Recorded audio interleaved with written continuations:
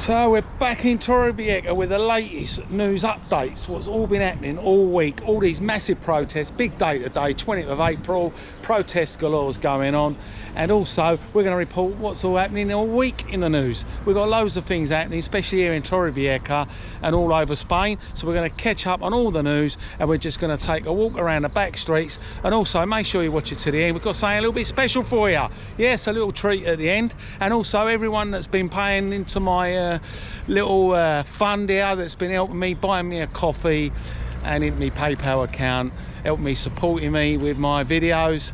I'd like to thank you all and keep up the good work, and we'll be able to produce a lot more videos. And anyone that's new to the channel, don't forget to hit the subscribe button below, and off we go. And we're going to take a little tour around Torre, and we're going to talk about all the news, and especially at the end we've got something a little bit special.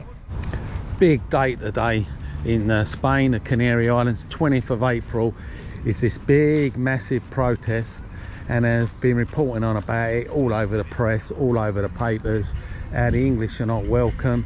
And it all started off actually from a chappie from Wales, expat that's living on the Canary Islands, Tenerife, and he's got together and all the Spanish there, and they've done all these protests. They've even had hunger strikes going on this week, and today is a big massive turnout. And it's sort of the minister, the tourist minister, and the housing minister are now going to get to meet and try and do something about all these tourist places that are really getting overpopulated. And it's all to do with the island having a shortage of people where to sleep, and the workers that are working in these hotels that are all going up. And that's what the protest is about. It's a protest about these hotels going up, and the workers can't get to stay in any accommodation because the tourist property is all being rented out for the holiday makers, and it's all about the holiday makers. Don't get me wrong, it's great for the island. 7 billion euros are spent on the Canary Islands on tourists every year, so it's obviously very great for the amount of tourists going now. They're not really actually digging at the Brits. You're going to see all these writing signs all over the place where you see Brits go home, Brits get out, and banners up, and it's very limited areas, and you actually go out of the way to actually see these signs. But they're saying they're not really targeting the English at all. It's really to target the Spanish government to do something about it, and they're actually going to start doing things about it because they've done it in other islands, and they're actually going to start limiting the B&Bs and booking.coms and all the other rental companies out on what they can rent out certain times a year. They want to limit it now to 6 months a year, so it gives the other people a chance to get some accommodation. There's lots and lots of changes they want going on. I mean, they've done it in other places in Spain. I mean, Barcelona have done their bit to curb the influx of tourists where it's got overpopulated. They've done it with the cruise ships. I mean, last year the mayor of Barcelona actually described the tourists as a really great challenge to try and sort these things out. I mean, they've tried sorting everything out by limiting the number of people pouring in during the holiday season and the number of hotels and beds available. So they're really working on it. Not that they're not disencouraging tourists, just the amount of coming in, they just want to curb it. They just want to highlight the needs, what is needed in Barcelona for people that actually live there. And they've done this cruise ship now. They've actually made it dock like a mile away now, so like they don't all flood straight in. And the cruise ships are now docking down on Mule, Barcelona and Alicante, just by the World Trade Center docks. And yeah, it's a mile away by the Gothic Quarter, and that was in October. I mean, it's not just Barcelona, they've got tourist problems. Malaga's addressing it, and they protest down in Malaga as well. So down in Malaga, the same old thing with the tourists and holiday rentals, shortages, and people can't find places to stay, cheap rent. And that's where the protests were going on as well. And they're addressing these problems, and that's what they're doing, they're highlighting it. Bars and restaurants, they're actually loving it, but it's actually the workers that have got the problem. They can't get anywhere to stay. So yeah, it's not just in Malaga, it's not just there. You've also got it in Mallorca. Mallorca's started addressing it. They've come up with all sorts of rules, you know, fines, rowdiness, about the tourists staying and you can't wear your football shirts on in a bar or be topless. I mean, it all sounds like negative feedback, don't get me wrong. Don't let this put you off coming to Spain, because they're not really trying to scare people coming away. They just want the government to address these problems. Don't get me wrong, Spain is absolutely booming, like I said so many times. The IMF is actually predicting Spain will be the second fastest growing major world economy, and that's by the end of 24-25. And the International Monetary Fund has also forecast that Spain will be just behind the US and Canada in economic growth over the next 2 years. But we've got lots going on, of course, down in Torrevieja. As you know, we've got this big major project going on down by the port, bars, restaurants, and it's affecting a lot of the parking and causing chaos. They've actually got a little bit of money set aside now to sort out the traffic just around the harbour. They're going to start doing something with a roundabout there. Also, they've got 6 car parks in Torrevieja. They want to get going by the end of the summer.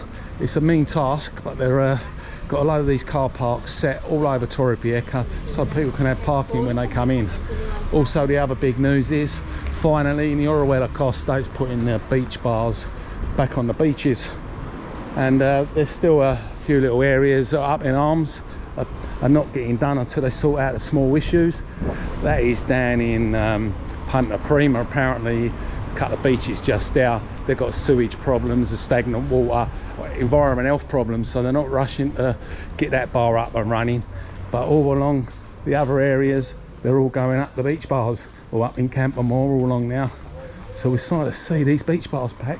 Should have been done in April, but they're all coming up with excuses down to the last people running it. But yeah, it's split up apparently between Bar 1 and Chiquitos or whatever they're called. They're the ones that are, got the contracts. Cabaret is going to be open as well, so it's good to see all these beach bars back on. I had done a video down in Milpimeres, and right down the far end you have got a beach bar there. I don't know why that's completely different to the rest, but that is open all year round, the far end down in Milpimeres. But yeah, beach bars are up, at least they're going to be there for the summer. 11 beaches, so that's quite a lot of beach bars, and it's apparently going to generate a lot of money. They've been closed since January last year, these beach bars, so it's been a long while sorting it out. But yeah, it brings in millions apparently, so that's all good for the local councils. I'll tell you what, one of the other biggest news going as well, if you like chocolate, you've got to steer clear of this one. They're pulling them all off the shelves, so make sure you ain't got none in your cupboard. It's Madonna, they've got this chocolate that's supposed to be contaminated, and they're clearing the shelves. Mercadona's and Sedado chocolate bars, known as their high content of cocoa, and there's been some foreign bodies, actually they say, been detected in this sweet treat, and they've actually started removing it all from the Mercadona's, so steer clear of them chocolate bars, they're not healthy anyway. And we've still got this drought problem. I mean, apparently it's got really bad. We've had some downpours and some quick floods, but no way near what we actually need. I mean, it's been worse than we've had since 3 decades, I reckon, going back 30 years. This drought has been one of the worst. And up in all areas, up in Andalusia, they've got some water restrictions, and up in North Barcelona, Catalonia, and they're thinking of bringing in more restrictions, and it's actually banning people from filling up their own swimming pools. You'll add the community pools and areas like that that'll have water in, but banning people from actually filling up their own swimming pools. That's the next step they're trying to get in up in Barcelona. And as you know, they were already talking about limiting water as well when the tourists all come over. These restrictions they want to start putting on is because there's hundreds of litres per tourist per day for the hotels could go in effect. So if they bring that in, that's going to cut back the water. Yes, it's getting really bad, isn't it? And we've also got a problem in Spain, like most people in England, with people crossing the channel. But in Spain, they seem to be coming across from Africa every day, hundreds and hundreds of boats coming across on dinghies. And the United Nations High Commissioner for Refugees says that there's 266,000 migrants trying to reach Europe last year, and that's 90% made of terrestrial sea crossings from the North Africa, and they're always rescuing these boats, and some of them, unfortunately, the bodies are getting washed up at sea. Sometimes they're in time to catch them. But yeah, immigration ain't just coming across the English Channel, they're coming across into Spain, and before you know it, they're out on the streets and become looky-lookies. Spain's Coast Guard actually has rescued more than 400 migrants, and they were travelling in 7 boats coming across, and it was into Lanzarote, the Canary Islands and Tenerife. So yeah, not good, eh? Not good. Trying to look for paradise. Also had a massive fire as well this week in Alicante, and yeah, really bad wildfire. Apparently father and son had started it deliberately, and they've actually caught them, and it's caused 640 hectares of land completely perished. Luckily weren't too many houses, but it all had to be evacuated. 200 people had to be evacuated from their homes. That's quite shocking really, and like I say, they've done their investigation and it was done deliberately. There were plenty of firefighters and rescue people that actually got injured trying to perish these terrible fires. There was over 226 military personnel and 69 technical support units sorting out this bad fire. They finally got it under control. It took 3 or 4 days. Talk about father and son. There's a father and son down in San Pedro that have been doing a crime spree, dressed up in ski masks, and they've been out robbing garages and all sorts, so they've caught them as well. Seems to be a trend out here, father and son up to no good.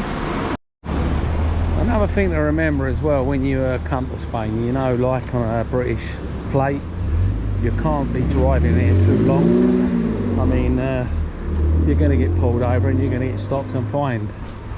And there's this green plate you can apply for, and it allows you temporary to put it on your car, and you can drive in non-legal foreign vehicle for up to 60 days, irrespective of its current MOT or tax status. And that's a green plate you put on your car, green number plate. And Spanish residents can only drive their own foreign vehicles in Spain for 30 days, but green plates allow 60 days. On top of this, for non-residents it's 6 months, but the vehicle must remain taxed and have a current MOT, of course, and insured. And the good thing about that in Spain, the insurance in Spain, you only insure the car, anyone can drive. As you know, like in England, you got to insure the people. Out here, insure the car, as long as they're over 26, anybody can drive. So that's what's been going on. We've still got the drought problems, and it doesn't seem to be getting any better because the weather's getting hotter and we're getting drier and drier every day. Today's a little bit cooler, 22, 23 degrees. But yeah, it is absolutely horrendous, this drought. So we're now up by the main harbour area, and this is where they're going to be started doing this work I was telling you about. They're going to be resorting out the roundabouts to ease the traffic congestion, because the old work going on here, that used to be where the big car park was in Torre. Now they're doing all this work in Torre. There ain't got much parking, so the roundabout's going to be sorted, and all these parking places I mentioned are going to be sorted. So yeah, 1 o'clock in the afternoon. Pretty lively here, isn't it, eh? Sandra. And this is where the car park used to be, right down there. But that's it there, you can see on that big board there. That shows you the project. 16.5 million. Doesn't sound a lot, does it, for all this work going on. Used to have a fair just at the side there. You can see in that picture, a fair at the side. That's now over by the water park. So that's where it's all happening. They had done all the underground parking for this big project, but now you can see they started building on top. I reckon you're still looking at a couple of more years. It's very manual here in Spain. Don't seem to be rushing to do anything. I did say in previous videos that you've got to bring all this paperwork with you, extra paperwork, where you're staying, having enough money on you to live in Spain for your holiday, and to have a correct address, so when you get pulled at the airport you can produce that you've got proof of address where you're staying, you've got a return ticket. I've yet to come across anyone yet that's been pulled at the airport and been asked any of these questions. A return ticket, got enough money, and where you're staying. I've not heard anything like that from anybody. I see hundreds of people out here and no one I know that's been stopped. And this rule has been there for a long time, but it's only come into effect because we are now not in the EU. So because Brits are not in the EU, it's literally come into effect, and they're highlighting this. It's all over the press. I cannot see Spain actually doing anything really. It's going to be too much ag for them. Everyone getting stopped, getting through airports at the moment is horrendous, especially these record-breaking figures coming through every year. I don't think they've got time to start stopping people and asking all sorts of questions. So that was the harbour just over there, and just here is the Culture Casino, always busy in here. It's a lovely place for people watching. But just round the corner there you'll get the promenade if you follow it round, and Playa del Cura beach, Los Locos beach, and then on to La Mata.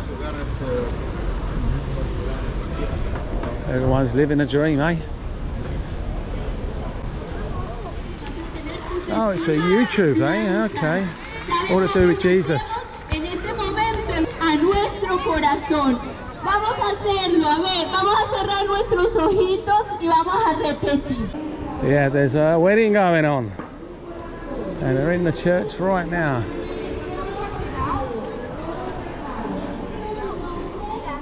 We'll just pop in and have a look at the church.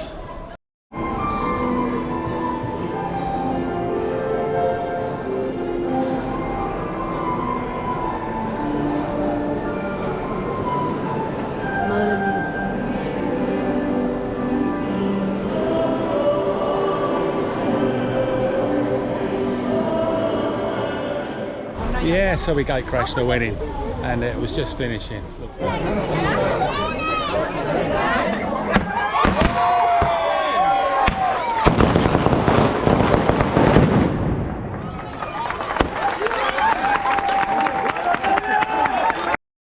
So that was the latest news roundup, and we finished off with a big bang, of course, a big wedding going on, the grand finale.